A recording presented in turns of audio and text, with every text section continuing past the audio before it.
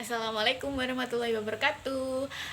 Saya Holida Putri Rahmawati dari Bimbingan dan Konseling Islam UIN Sunan Ampel Surabaya. Di sini saya akan menjelaskan tentang teknik pengumpulan data dalam instrumen penelitian.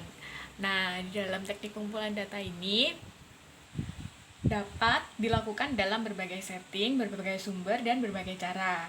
Kalau dilihat dari settingnya, teknik pengumpulan data ini dapat dikumpulkan dengan setting alamiah atau natural setting.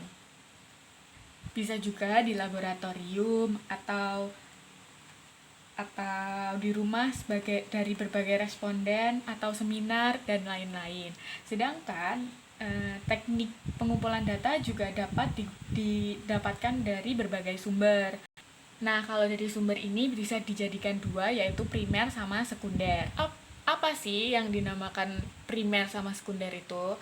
Teknik pengumpulan data secara primer itu di mana data dikumpulkan langsung oleh peneliti dari responden.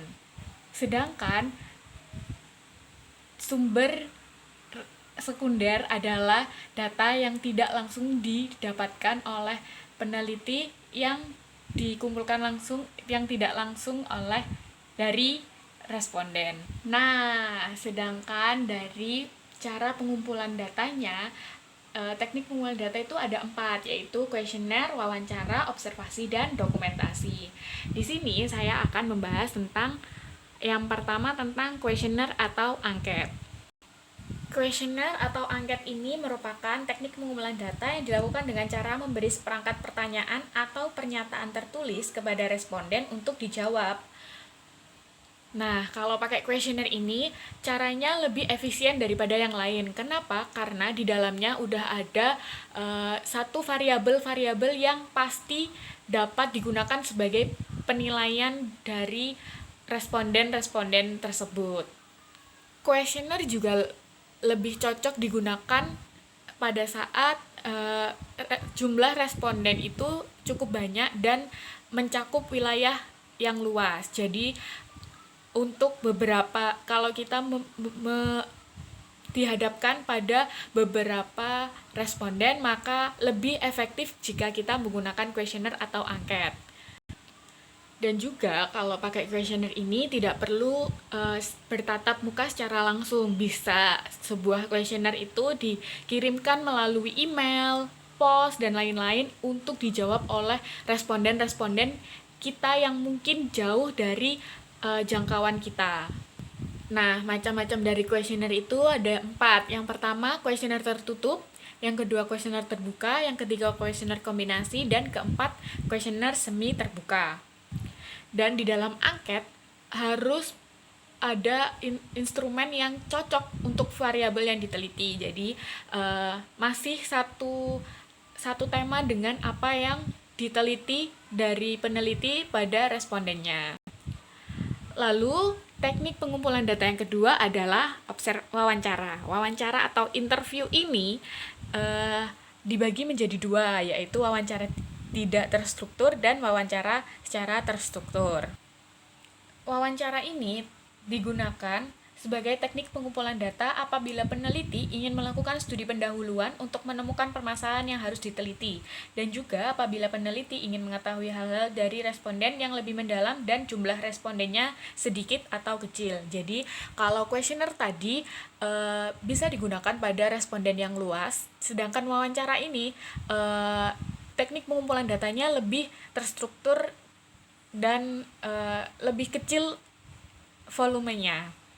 Dan juga dalam wawancara ini dapat dilakukan melalui tatap muka ataupun telepon. Jadi tidak harus dengan bertatap muka, tapi juga bisa melalui alat-alat modern yang bisa disebut telepon atau yang lain-lain.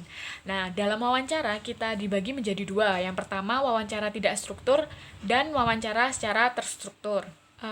Yang disebut dengan wawancara tidak struktur adalah wawancara yang bebas di mana peneliti tidak menggunakan pedoman wawancara yang telah tersusun secara sistematis dan lengkap untuk pengumpulan datanya. Jadi, secara spontan seorang peneliti meneliti responden yang ia sedang teliti. Jadi sebelumnya tidak ada rencana apa yang akan ia tanyakan pada respondennya. Berbeda dengan wawancara terstruktur, di dalam wawancara terstruktur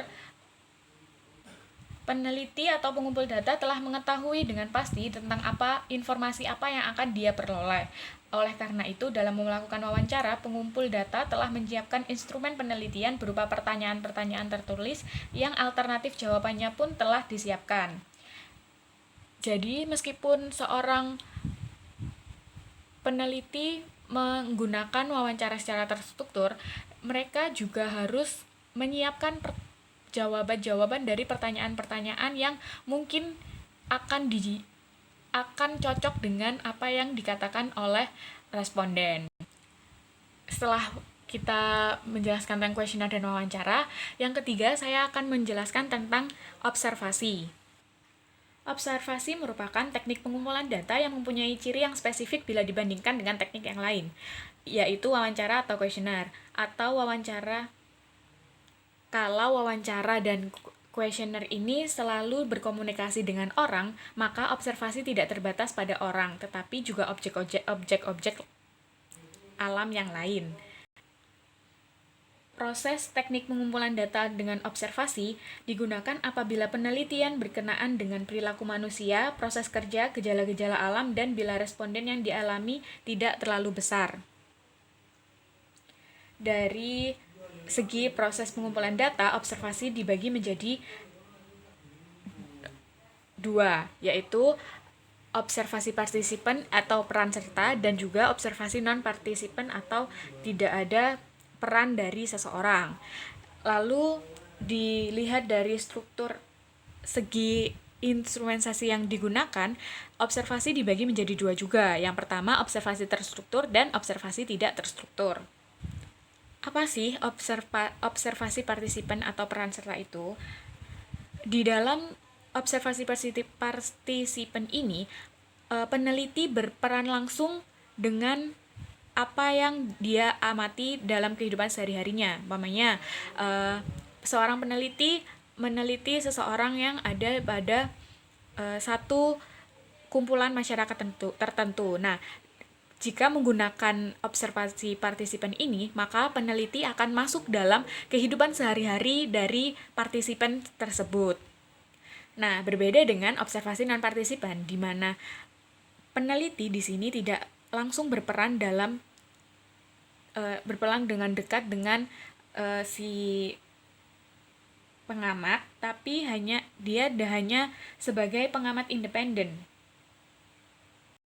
Contohnya, jika seorang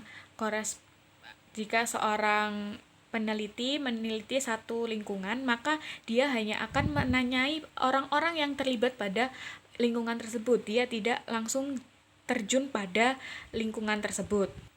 Lalu, observasi terstruktur dan tidak terstruktur dari segi instrumentasi. Nah, sama dengan yang tadi wawancara, observasi terstruktur sudah disiapkan sebelumnya dan tidak terstruktur itu secara spontan dilakukan oleh peneliti. Lalu dari teknik pengumpulan data yang keempat yaitu dokumentasi. Dokumentasi di sini di mana pengumpulan data itu menggunakan video, foto atau segala media yang digunakan pada saat ia mengumpulkan data-data yang digunakan untuk membuat instrumen penelitian. Sekian dari saya. Wassalamualaikum warahmatullahi wabarakatuh.